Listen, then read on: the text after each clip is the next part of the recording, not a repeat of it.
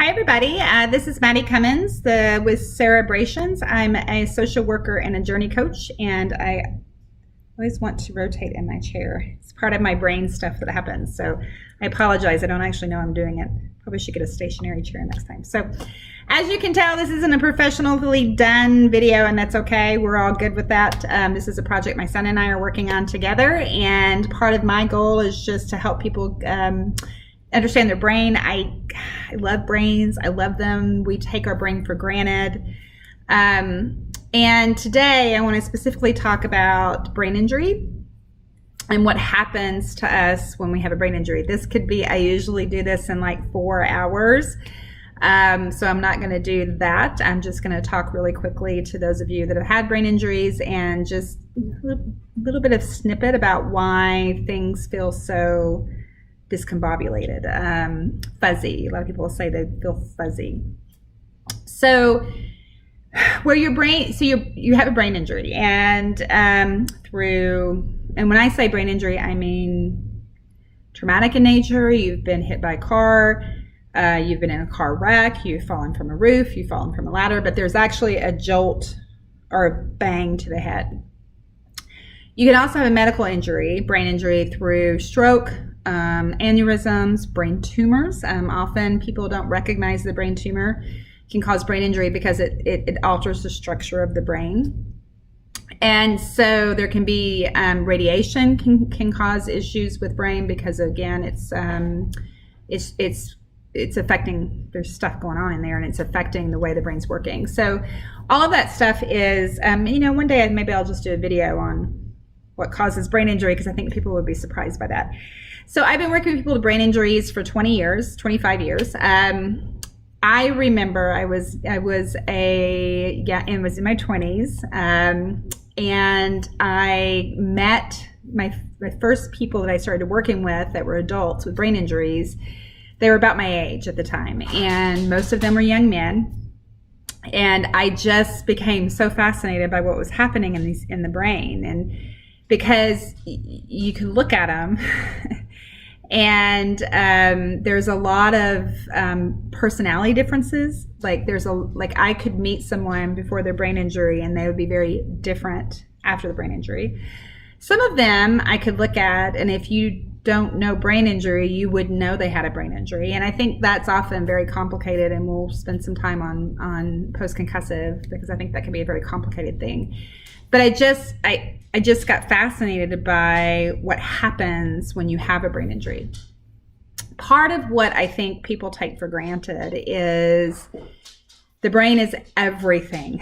It's everything we do, feel, smell, believe, communicate, our cultural awareness around our family and our society.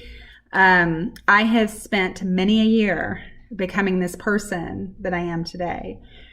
And a lot of that is through shared experiences with people, but it's a lot of it just personal growth of intentionally and sometimes unintentionally deciding I'm going to change, and my brain changes with me.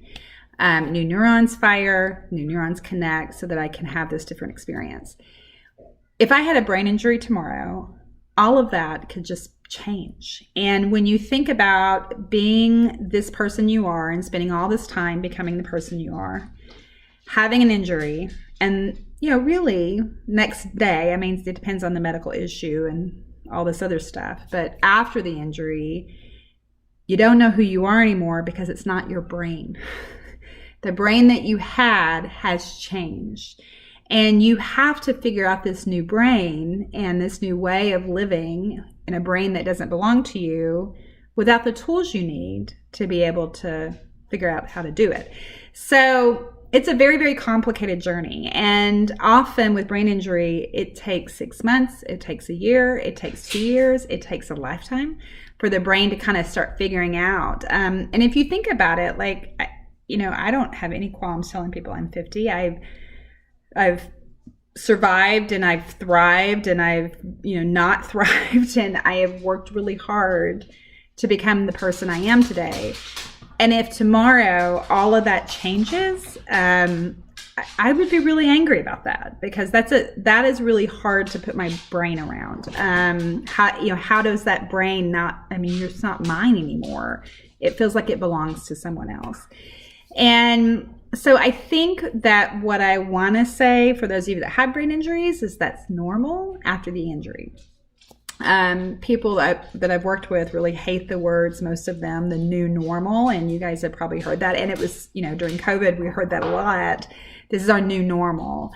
But that's part of this adjustment period is figuring out that new normal. There goes my dog. So I'd put him up, but he'd just bark all the time.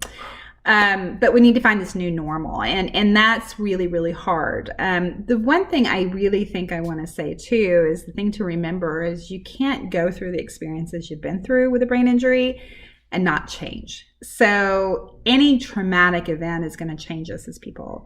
It just so happens that your traumatic event also changes your brain, which makes that more complicated, but you would change anyway. We'll spend some time talking about grief and loss too. I'm trying to keep these small and there's a lot that we can cover. If you have any topics you'd like for me to talk about, please put those in the comments, or go to our website at sarabrations.com. Again, I just want to remind everybody I'm a social worker. I can call myself a neurosocial worker. That's not really a thing, but that's what I've been doing all these years. And but I'm not a neuropsychologist, so you can ask me complications about the brain and the science of the brain and how everything works. Sometimes I can answer it, and sometimes I can send you to somewhere that might be able to. But my expertise is really, what does life look like now with the brain injury? So I just want to thank you guys for joining us, and I look forward to continuing these conversations as we move through.